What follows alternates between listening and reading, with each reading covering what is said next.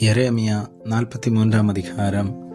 எரேமியா சகல ஜனங்களுக்கும் அவர்களுடைய தேவனாகிய கர்த்தர் தன்னை கொண்டு அவர்களுக்கு சொல்லி அனுப்பின எல்லா வார்த்தைகளையும் சொன்னான்.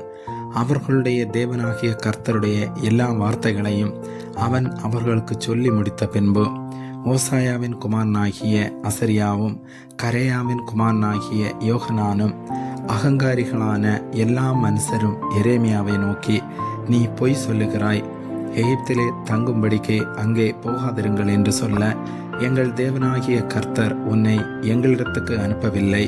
கல்தேயர் எங்களை கொண்டு போடவும் எங்களை பாபிலோனுக்கு சிறைகளாக கொண்டு போகவும் எங்களை அவர்கள் கையில் ஒப்பு கொடுக்கும்படி நேரியாவின் குமாரனாகிய பாரூக் தானே உன்னை எங்களுக்கு விரோதமாக ஏவினான் என்றார்கள்.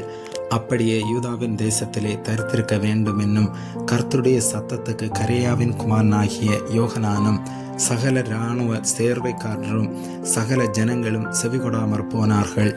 யூதா தேசத்தில் தங்கியிருப்பதற்கு தாங்கள் துரத்துண்டிருந்த சகல ஜாதிகளிடத்திலுமிருந்து திரும்பி வந்த மீதியான யூதர் எல்லாரையும், புருஷரையும் ஸ்திரீகளையும் குழந்தைகளையும் ராஜாவின் குமார்த்திகளையும் காவற் சேனாதிபதியாகிய நேபுசாரதான் சாப்பானின் குமாரனாகிய அகிகாமின் மகனான கெதலியாவினிடத்தில் விட்டு போன சகல ஆத்துமாக்களையும் தீர்க்கதரிசியாகிய எரேமியாவையும் நேரியாவின் குமாரனாகிய பாருக்கையும் கரேயாவின் குமாரனாகிய யோகனானும் சகல இராணுவ சேர்வைக்காரரும் கூட்டிக் கொண்டு கர்த்தருடைய சத்தத்துக்கு செவி கொடாதபடியினாலே எகிப்து தேசத்துக்கு போக எத்தனித்து அதிலுள்ள தக்பனேஸ் மட்டும் போய் சேர்ந்தார்கள்.